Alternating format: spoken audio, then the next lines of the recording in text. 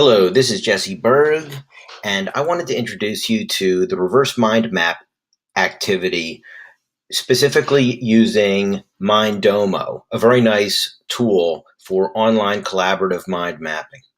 Mindomo has a lot of great features, but first I want to sort of show them through the use of this instructional activity.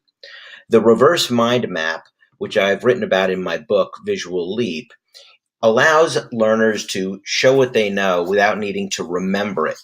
This is a wonderful collaborative activity for reviewing and also to assess prior knowledge. So when students see a lot of information like this, you would ask them what tends to go together, and students will see things like, oh, they see some battles, and so they'll drag over battles, and then they might see some of the types of battles that are part of that topic.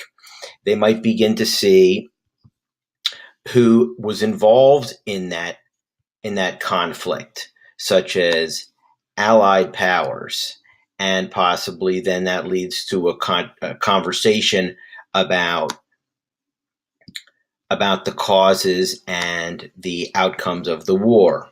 So as students begin to see the more intuitive and early pieces of understanding in this reverse mind map activity and direct you, the teacher, on how to move things, you will begin to see exactly what they know and where you need to place your emphasis in teaching. Now, a very nice feature about Mindomo is the ability, of course, it's a mind mapping tool and you have the ability to drag things to another location. Someone may think Germany belongs up here. Well, then that could be a debate about where it actually belongs.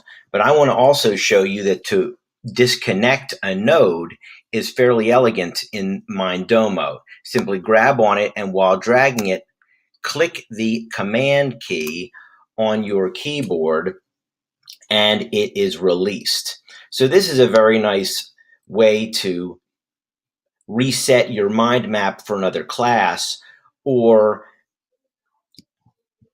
change around the logic and flow of the mind map. I'm not going to continue to complete this reverse mind map activity. It will develop into a lovely web. So the purpose in general for today is to introduce the idea of showing all this information at once and allowing students to fit it together, placing all of the evaluation and critical thinking on them, rather than simply explaining all the different components of a topic to students. The second goal of this video was to show you how you can easily move and detach nodes from a Mindomo mind map. For more information about mind mapping, you can certainly look on my website, visualleap.com, and I'd love you to check out my book by the same title, Visual Leap.